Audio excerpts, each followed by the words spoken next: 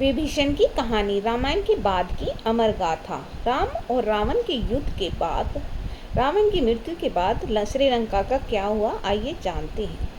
जब रावण का अंत हुआ, युद्ध शांत पड़ा, लंका की हवाओं में मातम छा गया। एक शक्तिशाली राजा का अंत हो चुका था। अब एक नए युग की शुरुआत होने लगी, जिसे लंका ने पहले कभी नहीं देखा। श्री राम ने विभीषण को लंका का राजा बनाया। यह निर्णय धर्म और निष्ठा की मिसाल था। वही विभीषण जो कुल के विरुद्ध खड़े हुए थे, भाई ने अपमानित कर दरबार से निकाल दिया, अब वही लंका के सिंहासन पर बैठे थे। राज्याभिषेक से पहले विभीषण ने प्रणाम किया। हे प्रभु श्री राम, यह सिंहासन आपका है, मैं तो केवल आपका दास हूँ। प्रभु, यह राज्य आपके चरणों को समर्पित है। राज्य पाते उन्होंने पहला कार्य किया, लंका से अधर्म और अंधविश्वास मिटाया। बलि प्रथा पर उन्होंने पूरी तरह से रोक लगा दी। तांत्रिक अनुष्ठान और बलिदान बंद कर दिए। लंका राम नाम से गूंजने लगी। उन्होंने ब्राह्मणों और ऋषियों को बुलाया। वेदों का पाठ व धर्म की शिक्षा हुई। मंदिर बने, राक्षसों को क्षमा सिखाई गई। धर्म, सेवा और संयम का महत्व बताया। अशोक वाटिका का नाम राम उद्यान रखा। वहाँ सीता माता के चरणों का मंदिर बना। रोज वहाँ माता सीता की आरती होती थी। हनुमान जी के पंचमुखी रूप की मूर्ति बनी। यह लंका में भक्ति और शक्ति का प्रतीक बना। पर यह परिवर्तन सरल नहीं थे, बिल्कुल भी। पुराने राक्षस मंत्रियों ने विद्रोह कर दिया। राम भक्त राज्य हमें न्याय नहीं दे सकता। जो भाई से गद्दारी करे वो राजा कैसा। विभीषण ने तलवार ने धर्म का मार्ग चुना। मैंने भाई से नहीं, अधर्म से विरोध किया था। जो धर्म पर चलेगा वही मेरा अपना है। जनता का दिल जीतने के लिए प्रयास किया। रावण के पुत्र मेघनाथ के पुत्र को चुना। उसे राजकुमार बनाकर राक्षस वंश का सम्मान मिला।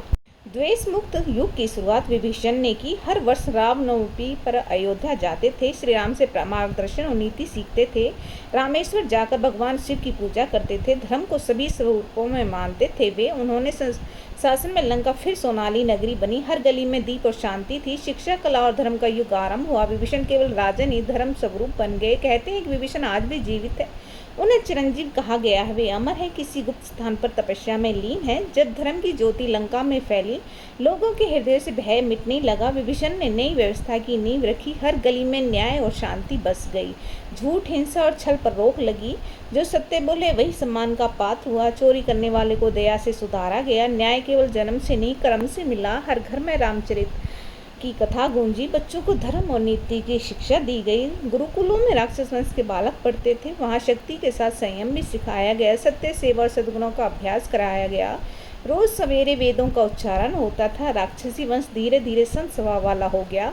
राजमहल में स्वर्ण नहीं, नीति का सम्मान मिला। राज दरबार में निडर होकर अपनी बात कहते। विभीषण स्वयं प्रतिदिन ध्यान और साधना करते। वे राजा होकर भी सादा जीवन जीते थे। राम नाम उनका जीवन, शासन और आत्मा था। राजकोष से केवल धर्म, शिक्षा और सेवा होती थी, न तो विलासता थी, न दिखावा, केवल कर्म। नित्य हनुमान जी की मूर्ति पर पुष्प चढ़ते। सीता मंदिर में संध्या को आरती होती। राक्षसों ने पहली बार भक्ति को अपनाया। विभीषण ने अज्ञान को पूरी तरह मिटा दिया। अहंकार को छोड़कर राक्षस अब विनम्र हो गए। सभी जातियां, सभी वर्ग अब सम्मान हुए। लंका में कभी अब युद्ध की बात नहीं थी।